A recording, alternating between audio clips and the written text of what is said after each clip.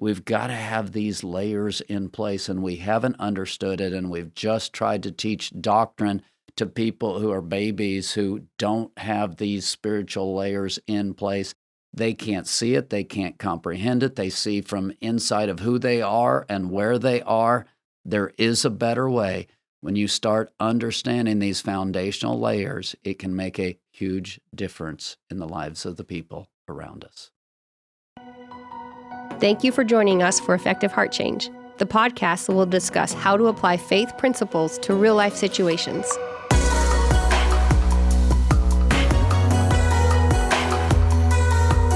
This is Effective Heart Change.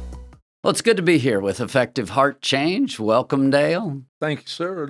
It is always good to sit down and have a visit. Yes, we do enjoy talking through things. Well, and I appreciate your scholarship, and I am an eager learner. So thank you. It's a good place for me. Thank you. I appreciate that. We're talking about step by step and spiritual foundations, and I've again tried to get some of these points across for years, and it's like, how do you get language? Because when you're in a culture that doesn't appreciate or understand spirit and spiritual, language can be difficult. So it's taken me a lot of years working this, shaping it, reshaping it, and it's like I feel like I finally have something where I think this communicates. So it's actually kind of fun to be on this whole topic, and today we're talking about safe. So this is a happy experience. Oh, it's a happy experience for me. We're experimenting with the language barrier, and it is. We don't tend to think in terms of spirituality. We think, physical body. This is life, and really undersell the spiritual angle. In developmental psychology, and actually even back it up, physiology. Think about a baby. You start off with, okay, eye contact. Oh, now I have eye contact and my eyes follow. And then at some point my hands discover my mouth. And then I begin to eat. And then you've got potty training, et cetera. You've got developmental physiology, if you will. The body is developing. The functions are developing. There's stages. There's stages there. There's also a whole branch of psychology called developmental psychology, where you have the idea of, okay, I'm developing this step, and then I'm developing this step. And actually, one step is very much dependent on the next step. So that's kind of a whole that gives us a little bit of an idea of the foundation. We're talking about developmental spirituality. I started to try to do an ology on that. It doesn't quite work. I did the ology and the ology, but spirituality, there are basic layers of spirituality that are being developed from actually in the womb all the way through that we really haven't done much in terms of looking at it and seeing, okay, what does this look like? I was a health and physical education major, and I was always amazed at what you had to take. Physiology was part of it. We were in classes with pre-med, and you're dumb jocks, but the step by step that you were talking about, both in the physical sense and the spiritual sense, are necessary, and it's important that you get all the steps. And that's the interesting thing that's drawing me in on your material. What's interesting, let's think discipleship for a moment. I've got someone who's given their life to Christ, and I'm going to walk them through to a higher place. What's almost the universal approach? Well, we'll tell them to pray, typically, and so we'll kind of throw that at them. But basically the universal approach is, here's a set of doctrines. Here's a set of ideas. Read these, study these, memorize these, and you'll be good. Good to go. And so if you look at what we do in our approach with people, it's almost entirely intellectual. It's understanding, let's give you these pieces. And where I'm approaching this it really almost doesn't even touch that. Now, that is an important part of discipleship. I'm not trying to take that away. But I'm talking about spiritual development that isn't necessarily even related to Christianity. It's not necessarily related to any of the normal ideas. It is important because spiritual development requires what? Spiritual connection. And spiritual connection, God obviously teaches through the scriptures. God's Spirit bears witness with our spirit. Spiritual connection should be very central to Christian spiritual development. But what we're talking about here is just like basic human stuff that's going to happen whether you're being taught Christianity, not taught Christianity, whether you're in Hinduism. I don't care which religion you're in. This is talking about universal human experience. The human element involved. That's an interesting jump because what you described is my experience as a Christian. Growing up, it's kind of, this is what you need to do, now go do it. And sometimes I could grasp it, and more times than not, probably I couldn't grasp what I really needed to do, and I needed help doing it. Have someone that walked with me step by step. So let's jump in with the word safe. And safe, I believe, is the most foundational layer spiritually. And to define it, let's actually go to its opposite. I think this is probably as good as I can get for unsafe, and that's the word anxiety. If you think about it, you've got fear, which is a little bit different. If I've got fear, there's a fight, there's a flight, there's a freeze response. I mean, it's something kind of outward. But when I'm talking spiritual, I'm really talking something inward, and there's this inward dynamic. And one of the best words literally is anxiety. Proverbs 12:25, to start us off, it talks about anxiety in the heart of a man, what? It causes depression. So you immediately start seeing there, I love a lot of different things about that verse, but you start seeing the connection between the spiritual and the natural. Anxiety in the heart of a man causes depression. So if we start with the word safe and we're talking about spiritual layers, I believe that there's an incredible power in the days of the womb and the early years of the child. And if in those early years there's a peace, a rest, a safety being laid down, you have one kind of spiritual foundation. So if I start with that person and we're fast forwarding to someone who's come to Christ, if we're starting with that foundation and there's a foundation of peace, safety, and rest, when someone comes to Christ, it's going to be a little bit more normal, I think, a little bit easier for them to receive the peace of Christ and to live in the peace of Christ. But if, on the other hand, if they've got this whole anxiety thing, what happens? You've got natural outcomes. What are those natural outcomes? What's listed right here is depression. So now I've got a person who has this anxiety. They had that laid down at a very high level during all of those developmental years. They're normal. What feels right to them is anxiety.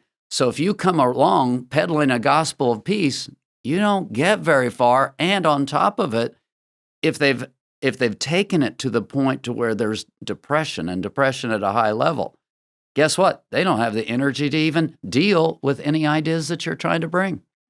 That the idea of having a basic language that helps you to actually see it.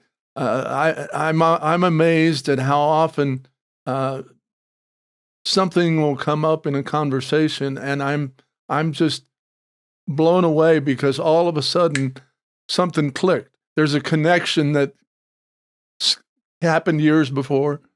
Didn't seem like it had anything to do with anything, and then and you were talking about the material, how God brings stuff to mind. And so this whole basic development is what that sounds like to me, at least. What you're bringing up is incredibly powerful. That gets us to another aspect. I think I want to take a break and give people a chance just to answer some questions and look at some different things, examine what we've been talking about, and then we'll continue.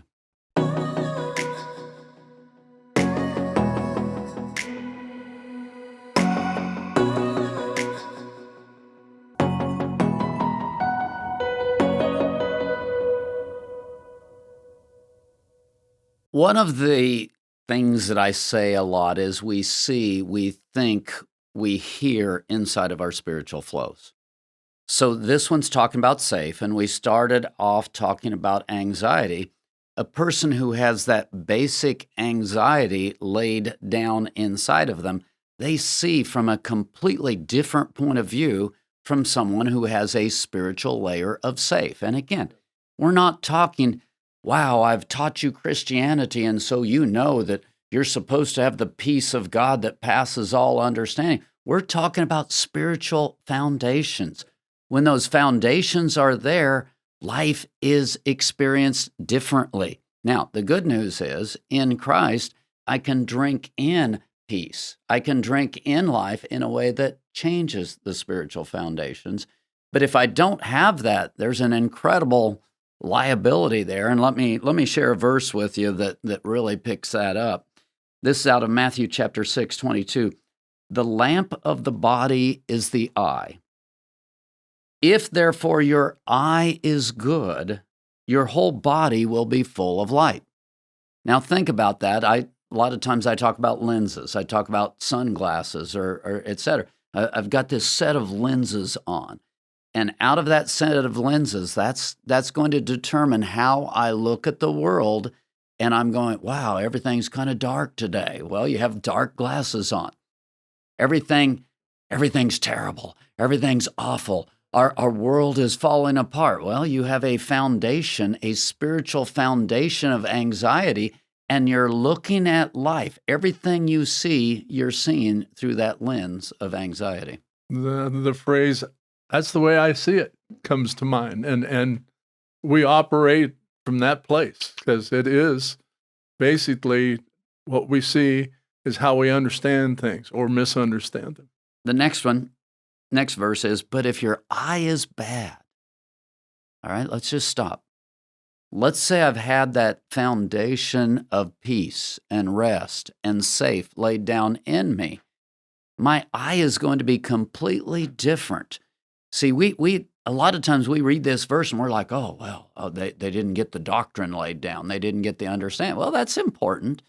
But I'm not talking about mental stuff here. I'm talking about spiritual foundations. And there are people who are believers who they operate from this place of anxiety 80, 90, 98% of the time. And I mean, every conspiracy theory, every woe is me, everything that comes along, I mean, they're jumping on that thing and riding that Bronco because that's their eye. That's where their eye is. It's obsessive. Yeah. I read an article this morning about a pitcher in Major League Baseball, talented, but chronically depressed. And his vision was he fell in love with this lady, but he was never worthy and actually shot himself and survived it. Took the gun, put it to his temple, shot an eye out, went through, and he came to probably 4 or 5 hours later. But anyway, the whole process. And now he still understands that anxiety is a deal, a big deal in his life, but that he's alive for a purpose, and that purpose is to help others to get through the same kind of thing. You're one step ahead of me because worth is actually the next layer. So we're there. But let me finish the verse. But if your eye is bad, your whole body will be full of darkness. When I'm working with people, especially addicts, and I work with addicts on a regular basis, when I'm working with them, if we can't get a spiritual layer of safe laid down, we virtually can't do anything else. It's the most basic layer. You've just got to be able to get that thing to break through. And frankly, what's difficult with that, a lot of times what that means is you gotta put up with some real nonsense because they've got to know that you can handle them. They've got to know that you can handle who they are, what they are, how they are, because if you can't handle them, they can't feel safe. So they almost have to be able to bring their worst at you and watch you and see if you can handle it. my perception would be that that's probably something that you're going to get to see anyway. Particularly, it's the you don't know what you're dealing with, you don't know what you're talking about, and I'm gonna show you, the real problem, and you won't understand it. So you have to get through that phase to even have that conversation that goes any deeper. And that's not just addicts. I mean, yeah. I think about my relationship with my wife and think of through the years, all the times that there was anxiety back and forth and, wow, how do I look? And all of the different things that you go back and forth. Think about all of the layers of anxiety that are there. And how do we get past that? Well, some of it does kind of jump to the next layer because remember, we talked about the layers are progressive. It's like the pyramid. Last time I talked about Maslow, and we've got the pyramid, and it builds, and each layer is built on the next. So I've got to start developing safe, but then I have to get into the love and acceptance layer to really continue to build safe. I mean, it's huge. I get into that to where, no, I can love you and accept you for who you are, right where you are. Think about the unconditional love of Christ and how that carries over in a way that it helps build safe. Step by step again. There is a progression that needs to be followed. Doesn't always happen that way, but safe is the starting point. It's that first step that the child takes, and it's the first step that we take in a spiritual understanding. Here's the way it should happen. What should be, what God intended. And a lot of times people go, well, why did God do that? Well, the answer is God didn't. God gave us the ability to positively impact the next generation. He gave us that ability. He gave us that responsibility, if you will. Creative process. And when we don't do that, when we do it the wrong way, it has real outcomes. What we want is, oh, you know what? If we've got a bad parent, God, would you just undo parenting and take away all influence? But that's not what happens. So what should happen in the early years, you should have that peace, that rest. The womb should be the safest place ever. I mean, there's holding, there's warmth, there's a constant temperature, there's a constant contact. Yeah, there's contact. I mean, you have all of those. That whole safe thing should be very normal. It should be very natural.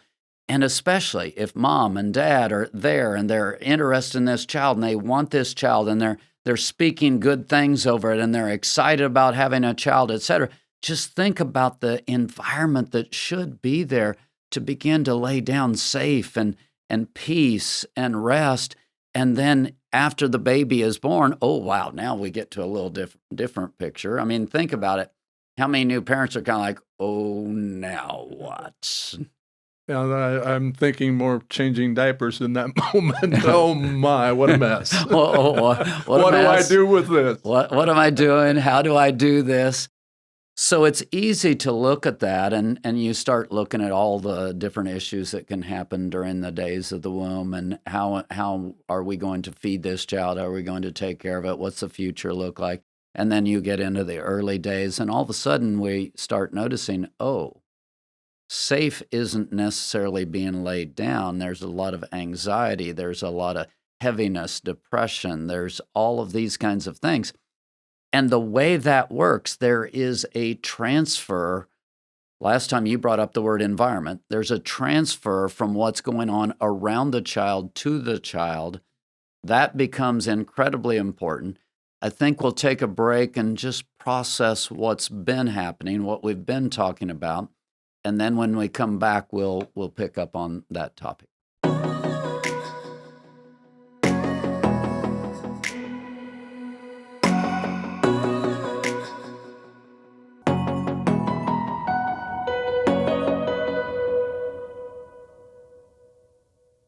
During the break, we were talking about a concept that I thought was pretty cool, and that's the idea of safe having two different aspects. Would you explain a little bit about that? Well, my grandfather had a general store out in the plains of Kansas, and he had a safe. And it wasn't a big money place. It was Victor, Kansas. There are a couple of buildings there, and that's about it. But It was their livelihood. And I can remember Grandpa going to the safe every night and putting stuff in.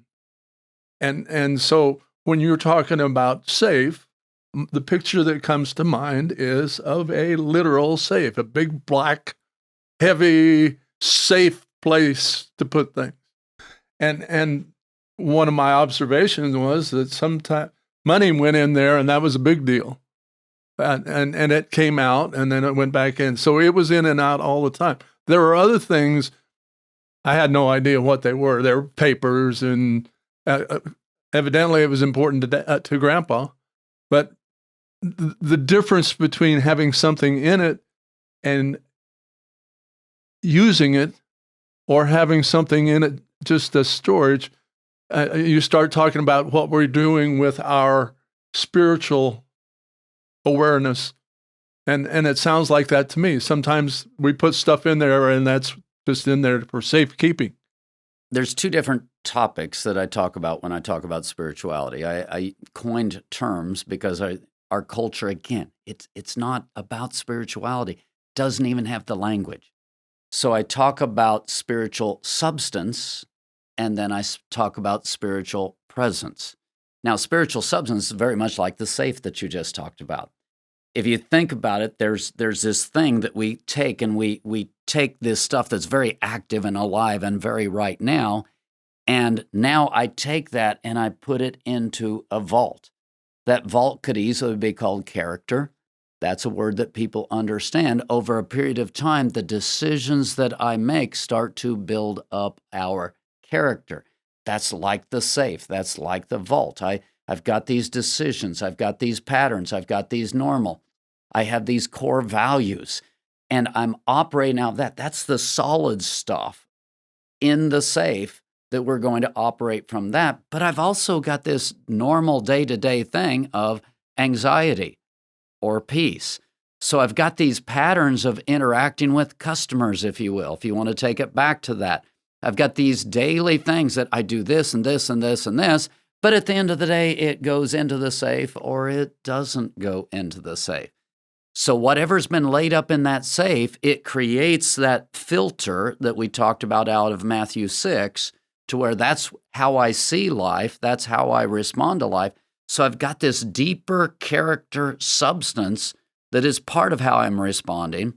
And then I've got this spiritual presence, which is what's being laid down in me. And then I'm going to add one more concept. Are we confused enough yet? I'm going to add one more concept, and that's, I love the word yada out of the Old Testament. Yada is like to see into, to perceive. And so when I get into the idea of the New Testament, there are several times when it says Jesus perceived what was going on in their heart. So if I'm going to have spiritual presence where I'm perceiving, there's this spiritual thing. It's not necessarily an intellectual understanding again. There's spiritual contact. There's spiritual connection. There's a spiritual receiving, and then I have a choice to make. And that choice either puts it into a vault to where it becomes a part of my character, it becomes a part of my substance, or it rejects it. Interesting. Because I didn't think that's where you were going. To me, it puts it in the vault, so it's available. You can use it, or you can leave it in the vault. The other choice would have been for me, you use it. And maybe that's the same thing, just the way I'm hearing it. When you talked about putting it in the vault, I also gave the option of not putting it in the vault. Okay. There are times when it comes to you, peace can be offered to you, and you can say, nope. And that's that reciprocal thing we talked about last time, about how you have a choice. And we do that every day. And in moment by moment. And what's interesting, I believe even the baby in the womb, even young children, if you've had multiple children, and we did, if you've had multiple children, you know they do not respond the same way to the same behaviors that you offer. And so you're seeing that there's active choice going on there before I would say there's intellectual choice where I'm sitting down and I'm taking it in and I'm observing the ideas and I'm reasoning and I come to an intellectual choice. We're adults. Yes, I'm an adult. Don't talk to me that way. So there's choice going on, and I believe the earliest choice really goes back to that spiritual man where it's like I connect with this thing, I drink it in, I put it into that vault, I put it into this thing, and then as you said, oh yeah, I can pull it back out of the vault from time to time and I can use it. And so I've got the stuff in the vault that is accessible to me, but I've also got my immediate spiritual presence that's accessible to me. And out of those choices is how I do my perceiving, where I'm actually seeing things through a lens. As I say, is it getting confusing or is it getting simple? I'm not sure. But these are the dynamics that I've tried to explain because I've like had these concepts, and it's like, how do you get across to people that we really do live in a spiritual world and things like anxiety are laid down in a solid way? I don't know how you can think of anxiety as being solid, but they're laid down in a way that the vault is completely full of anxiety, and there's just nothing else. That anxiety is going to rule that person's life. I think what you're saying solid here is a consistency. There's a consistent input of anxiety. And so that's solid in a negative sense.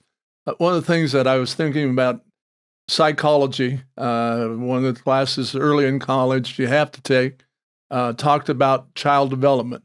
And in child development, according to experts, the first 3-4 years of a person's life, they take in 70 to 80% of their basic structure, and that's in a physical sense, but it's got to be in a spiritual sense as well. I think it might even be more so in a spiritual sense. So when I'm working with someone who's struggling, I look at these layers and you start going, oh, wow, this person, anxiety is their big one, or rejection is their big one, or et cetera. Then you begin to ask yourself, then how do I resolve that? Now, the number one way we resolve that, I love Romans 8:15-16. God's Spirit bears witness with our spirit. We drink in the adoption of God. We drink in that we're children of God. We drink in the peace of God. So there's genuine connection available from God. That helps. But what I find most of the time, people need God with skin on it. In other words, I need to tangibly take safe to people. They need to be able to see that I'm not going to be scared off. I'm not going to be blown away. I can maintain peace. We've had several crises in the program that I work with where you get addicts doing what addicts do, and you get a situation blows up. And what I say is the most important thing that I've ever done is walk into the room to address that situation and stayed in a place of peace. It's not the words that I spoke. Safe. It's not having incredible wisdom of, okay, here's what we're going to do. Here's how we're going to fix it. They needed to be able to see that I could walk into that room and stay in a place of peace. And when they could see the peace, when they could feel the peace, when they could receive the peace from me, everything in that room started to switch. So reciprocal was everything. The give and take, the safe place that you could talk about whatever is a place that you essentially created between you by being available, by not being judgmental, just being open, and that give and take, that step-by-step stuff is just incredible. The word you just used, open. Wow. I mean, that is a powerful, powerful word, because until, and these are later layers, okay, but until there's some transparency, until there's some openness, I can't really know whether or not you're going to accept me, whether or not you're going to love me. And yes, I'm mixing later layers, okay, and it all gets kind of jumbled together at some point. But if I don't know that you're going to love me, if I don't know that you're going to accept me, I don't know if I can trust you. All of a sudden, we're mixing all of this up, and I can't be safe. So openness ends up being a huge word in terms of being safe until I can get to that point of openness and transparency and still be loved and accepted. Wow, now I'm beginning to drink in safe from the people around me. Later layers. Again, step by step, you've got to have layers, and there are going to be progressions and regressions. You're going to go forward sometimes, and you're going to hit walls and go back. But the safe part, if you don't have that at all, you're going nowhere. It's the deepest of the foundations. It's the one where we look at this and it's like, okay, how do we achieve this? And we achieve it a lot of times by going to some of the later layers and beginning, okay, I've got to bring this in, or I've got to bring this in. They're ready for it at different times. They're ready at different times, but it's the most basic layer. If I don't have safe in place, almost nothing else happens. And I want to think about this from a Christian standpoint. How often do we establish that? You've got a new believer, they come in, we start doing whatever it is we do.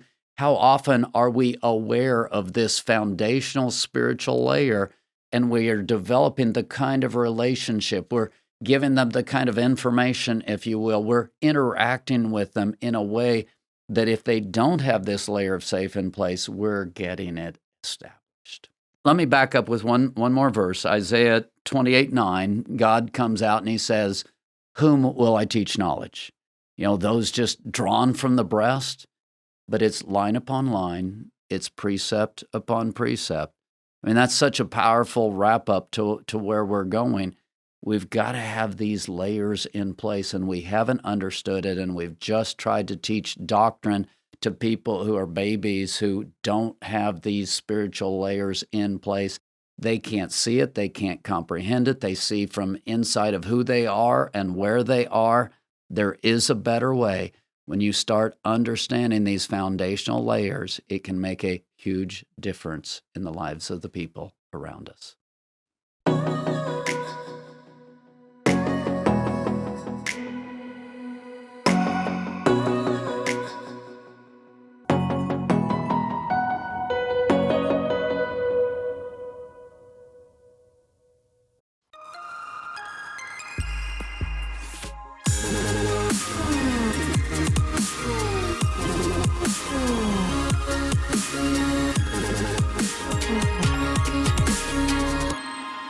Video production, editing, and audio by Matthew. Set design and setup by Ashley. Content recorded live at Studio 104.